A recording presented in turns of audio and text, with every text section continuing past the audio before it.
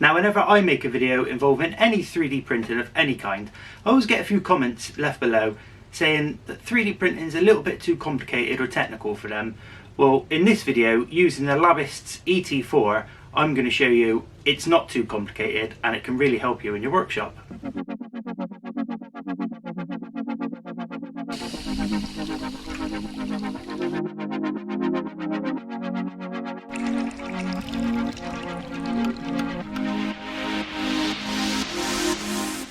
Now, for full disclosure, Labists actually reached out to me and asked if I could feature this ET4 3D printer, their brand new one, in a video.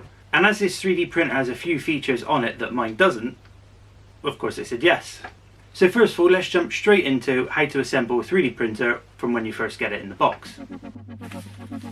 Okay, so when you first open the box, everything is packaged really well. Remove the ancillary items in the top and place them to one side.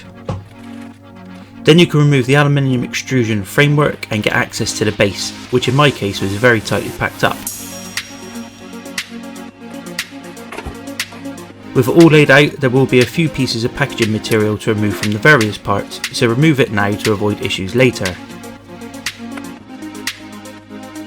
Now you can fit the aluminium extrusion to the base. This is held in with 2 bolts fitted from underneath. Loosely screw them into position before tightening them up all together. Then with an Allen key or screwdriver, you can remove this protective rubber strip on the runners for the heated bed. Next you can slide the hot end on and then thread the drive belt under the rubber wheels on the hot end, ensuring that the teeth on the drive belt are facing down. The drive belt simply clips in either side of the hot end. Adjustment of the tension of the drive belt is made by slackening off the 4 bolts on the drive motor housing, then moving it back and forth to find the correct tension. The tension can also be adjusted if needed later on. Then double check the hot end can still move freely before retightening the bolts up. Then you can move on to plugging in the electrical connectors. There are 5 or 6 of these, all labelled up as to where they fit. You just have to weave the wires between themselves to get it neat.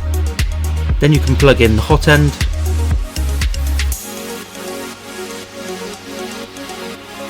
Then you can plug in these 2 connectors. Now you can fit the Bowden tube into position, and then using the cable ties provided, fit them around the wiring harness, securing them in place. Check the hot end moves without binding, and then tighten the cable ties up fully without pinching on any wires. Next is fit the acrylic base to the glass bed, and then the glass bed can be secured to the hot bed with some retainer clips provided.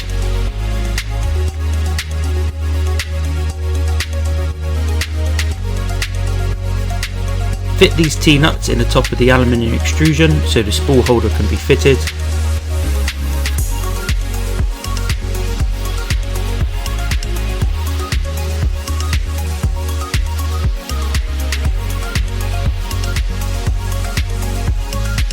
And then fit the spool arm, ensuring not to over tighten the plastic thread.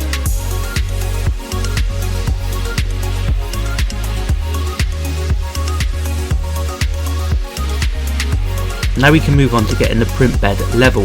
The Labists machine has an auto bed leveling facility on it. Once you select the program, you need to dial in the red sensor with the screwdriver provided so that the nozzle of the hot end just touches a piece of paper below, causing slight friction as you try and remove the sheet of paper.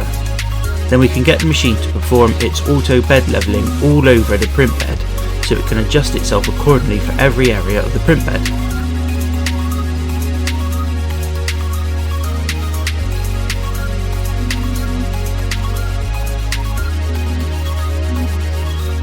And I just like to double check with some paper at the end. Now you can feed the filament through the run out sensor and into the extruder, pushing it all the way through the Bowden tube to the hot end. Now we're ready to print one of these pre-installed test files on the printer. I don't normally print models, so I'll be interested to see how this rocket turns out.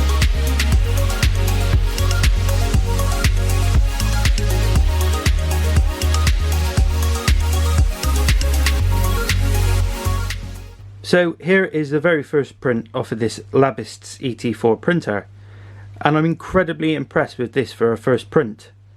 In fact, I'd be happy with this if I'd spent ages setting the printer up itself.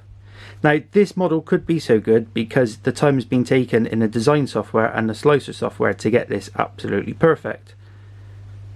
So let's print something more relative to what I do.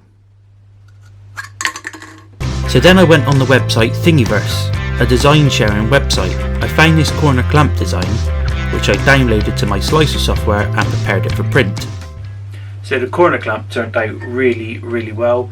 It turned out a little bit stringy in some places, if the camera can pick it up, but that's probably due to me having the hot end a little bit too hot, and it was that good a print that it even got my logo on there. And if we check this clamping square with this framing square, you can see it's absolutely spot on.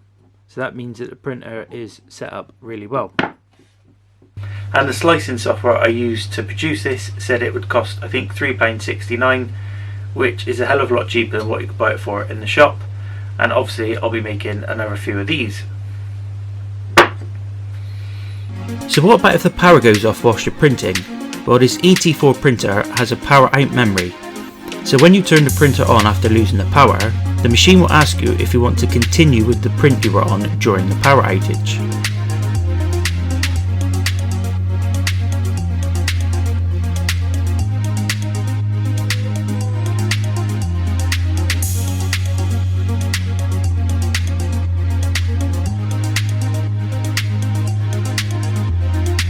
Now what if someone you don't like cuts the filament in the middle of a print? Well, once the filament is pulled through the runout sensor, the 3D printer will stop and ask you to add filament.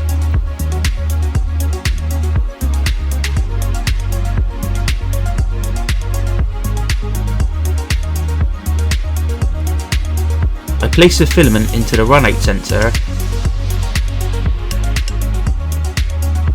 and waited for the cut end of the filament to move into the Bowden tube before threading a new piece of filament into the extruder.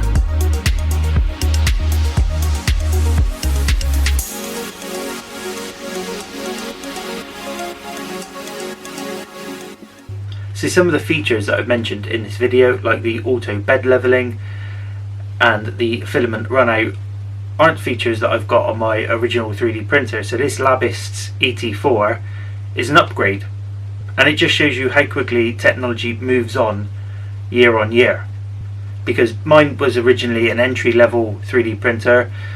Now this would be considered as an entry-level 3D printer with a few extras on top. The other big difference between this 3D printer and my original 3D printer is the price. This one is about £60 more.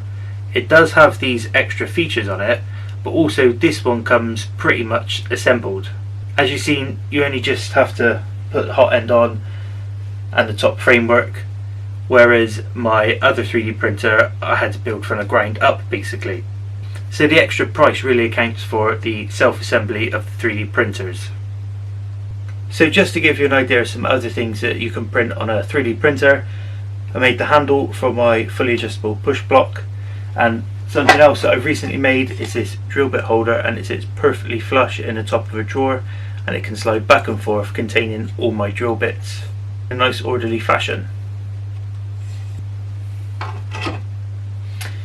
Anyway, I hope this has been quite a helpful insight into getting started in 3D printing and what you can do with a 3D printer in your workshop. Thank you very much to Labists for sending me out this 3D printer. I can't wait to use it properly and produce some bigger and fantastic projects on there.